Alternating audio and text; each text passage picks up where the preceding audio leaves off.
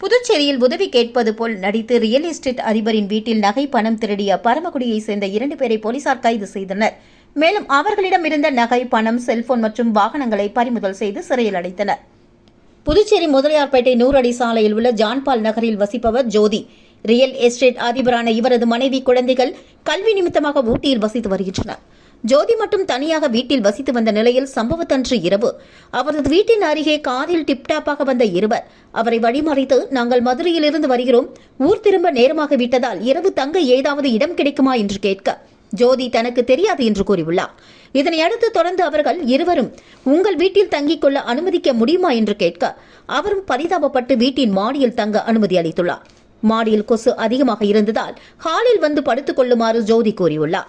பின்னர் தான் அணிந்திருந்த 3 சவரன் செயின், 50,000 ரொக்கம், செல்போன் உள்ளிட்டவை மேஜை டிராயரில் வைத்துவிட்டு பைக் சாவியும் அதன் மீது வைத்துவிட்டு தனது அறைக்கு படுக்கச் சென்றார். மறுநாள் காலை எழுந்து வந்து பார்த்தபோது இருவரையும் காணவில்லை. மேலும் நகை, பணம், செல்போன் திருடு போயிருப்பது தெரிய வந்ததோ.